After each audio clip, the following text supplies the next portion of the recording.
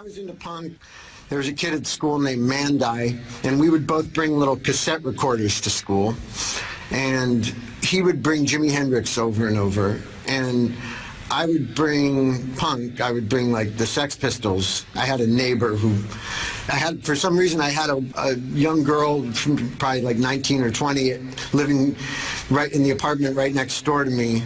And she had a pretty cool record collection where she had things like the Sex Pistols and Talking Heads and Joe Jackson and things that I was liking at the time. And so she was letting me go in her apartment even when she was at work. She gave me a key and I was allowed to go in her apartment and record records. So I recorded the Sex Pistols, Nevermind the Bullocks, and I would bring that to school. And Mandai and I would have these arguments. I would say that Sex Pistols were much more important band to music than Jimi Hendrix was to music. Like, I didn't really know, I was open to it and interested in the discussion, but I used to make him really mad by saying the Sex Pistols were more important than Jimi Hendrix. And then it was when I moved to the Valley, all of a sudden I got really into Jimi Hendrix.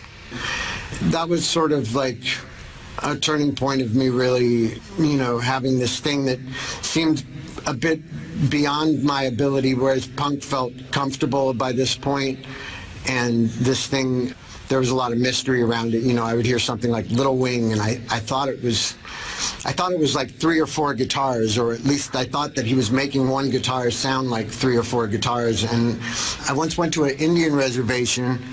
They had a band there, and the guy was playing Little Wing, and I thought for some reason I had it in my head that nobody had ever figured out how to play this song on guitar. I thought playing Little Wing, I thought he had like cracked the code, I thought it was this monumental thing that I was witnessing.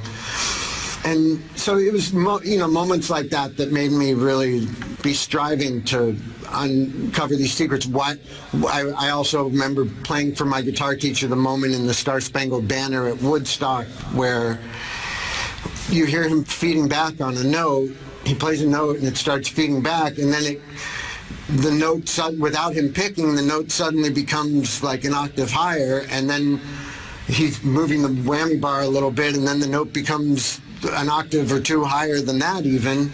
And so there's tons of things like that in his playing, simple things like his vibrato and the way that he bent notes.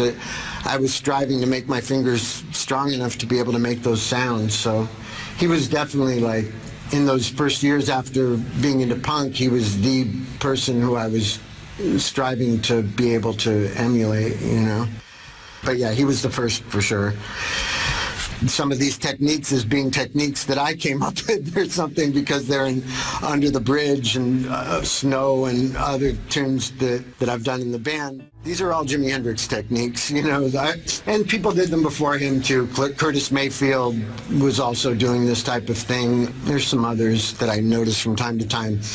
But Jimi Hendrix definitely took these kind of techniques a long way.